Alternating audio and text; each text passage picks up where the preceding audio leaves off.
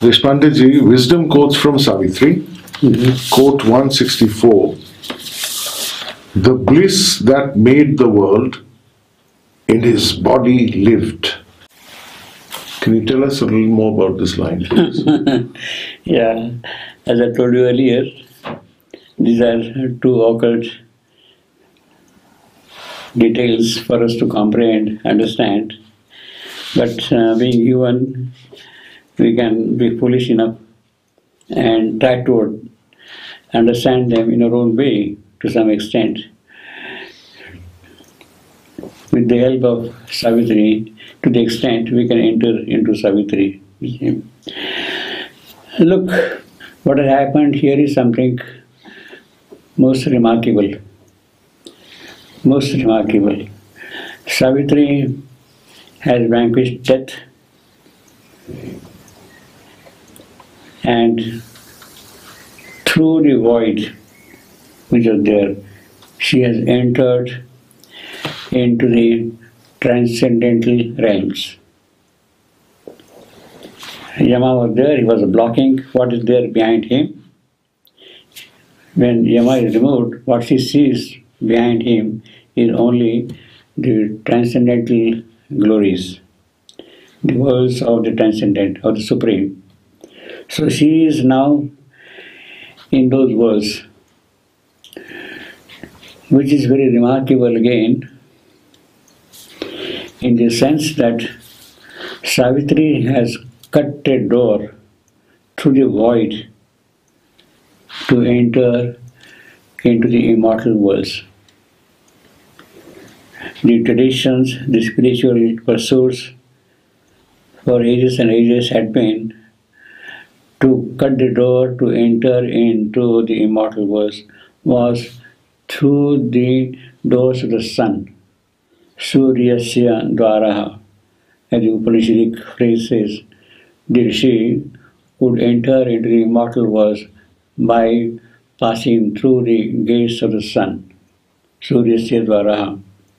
But here, Savitri has done something different. She has entered into those immortal worlds by entering to the gates of nothing, of the void. And therefore she sees in a very distinct manner the meaning of this entire creation, the purpose. When you go like that, you don't see the other aspects of it. When you are now passing to this one and then entering up there, then the whole raison d'etre, rationale of all these happenings becomes kind of clearer. Now this is a victory which perhaps only Savitri can achieve, to conquer death and cut through the void and enter into the supreme transcendental regions. Only Savitri can do. And she has done it here. Now, in the present line, the bliss she's talking of, before she comes to the worlds of bliss, behind this void. In other words, this void, etc., all these things which are here in this creation are actually supported by the transcendent himself. They have certain roles, certain purpose to play, and it is through that things are happening here. So Savitri is seeing that aspect very clearly now. The moment she enters into the transcendental regions, she sees the fourfold being, the divine himself in his four aspects. The first aspect is Virat, the cosmic Purusha, the cosmic being, who is the one giving rise to all this multiplicity in this creation, Virat. Beyond that is Hiranya Garbha, the golden seed, the golden womb from which things happen. The golden ideas are born there and then they enter into the creation here, Hiranyagarbha. Beyond Hiranyagarbha is Prajnanagana, knowledge, splendid golden knowledge. He knows all these things, what is happening here.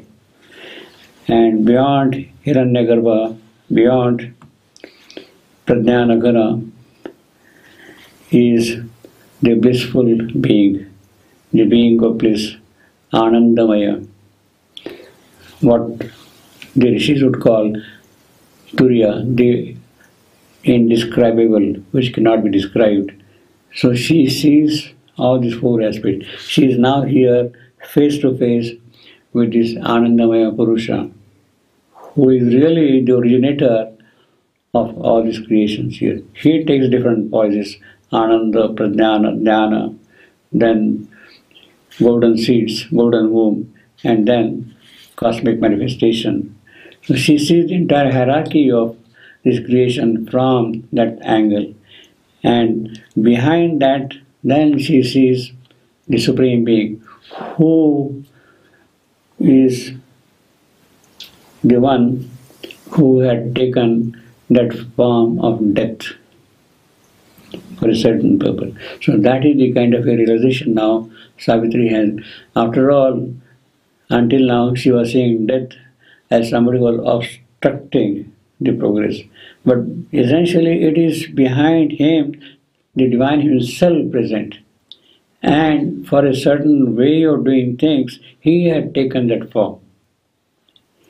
That is what this line would mean, the bliss that made the world. You see.